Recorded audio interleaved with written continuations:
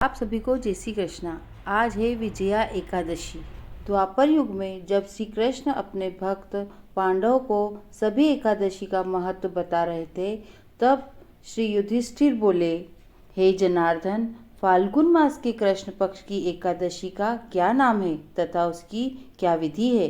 कृपा करके आप मुझे बताइए।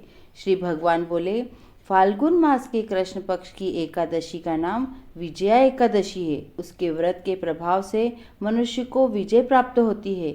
यह सब व्रतों से उत्तम व्रत है। इस विजया एकादशी के महात्म के श्रवण व पठन के समस्त पाप नाश को प्राप्त हो जाते हैं। एक समय देवर्षि श्री नारद जी ने जगत पिता श्री ब्रह्मा जी से कहा, महाराज, आप मुझसे फाल्गुन मास के कृष्ण पक्ष की एकादशी का विधान कहिए। ब्रह्मा जी कहने लगे कि हे नारद, विजया एकादशी का व्रत पुराने तथा नए पापों को नाश करने वाला है। इस विजया एकादशी की विधि मैंने आज तक किसी से भी नहीं कही। यह समस्त मनुष्यों को विजय प्रदान करती है। त्रेता युग में मर्यादा पुरुषोत्तम श्री राम को जब 14 वर्ष का वनवास हो गया, तब वे श्री लक्ष्मण तथा सीता जी सहित पंचवटी में निवास करने लगे। वहां पर दुष्ट रावण ने जब सीता जी का हरण किया, तब इस समाचार से श्री रामचंद्र जी तथा लक्ष्मण अत्यंत ही व्याकुल हुए और सीता जी की खोज में चल दिए। घूमते घूमते जब वे मरणासन जटायु के पास पहुँचे, तो जटायु ने उन्हें सीता जी का वृत्तांत सुनाकर स्वर्गलोक को चला गया। कुछ आगे जाकर उनकी सुग्रीव जी से मित्रता हुई और बाली का वध किया। हनुमान जी ने लंका में जाकर सीता जी का पता लगाया और उनसे श्री रामचंद्र जी और सुग्रीव की मित्रता का वर्णन किया। वहां से लौटकर हनुमान जी ने भगवान राम के पास आकर सब समाचार कहे।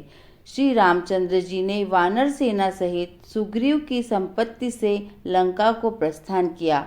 जब श्री रामचंद्र जी समुद्र से किनारे पहुँचे, तब उन्होंने मगरमच्छ आदि से युक्त उस अगाध समुद्र को देखकर लक्ष्मण जी से कहा कि इस समुद्र को हम किस प्रकार से पार करेंगे। श्री लक्ष्मण जी ने कहा कि हे पुराण पुरुषोत्तम, आप आदि पुरुष हैं, सब कुछ जानते हैं। यहाँ से आधा योजन दूर पर कुमारी द्वीप में वग्दालभ्य नाम के मुनि रहते हैं। उन्होंने अनेक ब्रह्मा देखे हैं। आप उनके पास जाकर इसका उपाय पूछिए।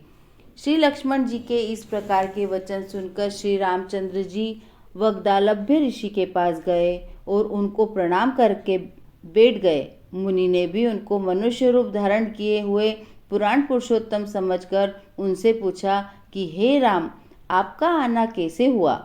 श्री रामचंद्र जी कहने लगे कि हे ऋषि, मैं अपने सेना सहित यहाँ आया हूँ और राक्षसों को जीतने के लिए लंका जा रहा हूँ। आप कृपा कर समुद्र पार करने का कोई उपाय बतलाइए। मैं इसी कारण आपके पास आया हूँ। वग्दालभ्य ऋषि बोले, हे राम, फाल्गुन मास के कृष्ण पक्ष की एकादशी का उत्तम व्रत करने से निश्चय ही आपकी विजय होगी। साथ ही आप समुद्र भी अवश्य पार कर लेंगे। इस व्रत की विधि यह है, दशमी के दिन स्वर्ण, चांदी, तांबा या मिट्टी का एक घड़ा बनाएं। उस घड़े को जल से भरकर तथा 5 पल्लव रख वेदिका पर स्थापित करें। उस घड़े के नीचे सतनजा और ऊपर जो रखें, उस पर श्री नारायण भगवान की स्वर्ण की मूर्ति स्थापित करें। एकादशी के दिन स्नान आदि से निवृत्त होकर धूप दीप नैवेद्य नारियल आदि से भगवान की पूजन करें। तत्पश्चात घड़े के सामने बैठकर दिन व्यतीत करें और रात्रि को भी उसी प्रकार बैठे रहकर जागरण करें। द्वादशी के दिन नित्य नियम से निवृत्त होकर उस घड़े को ब्राह्मण को दान दे दें। हे राम, यदि तुम भी इस व्रत को सेनापतियों सहित करोगे तो तुम्हारी विजय अवश्य होगी। श्री रामचंद्र जी ने ऋषि के कथन अनुसार इस व्रत को किया और इसके प्रभाव से दैत्यों पर विजय पाई।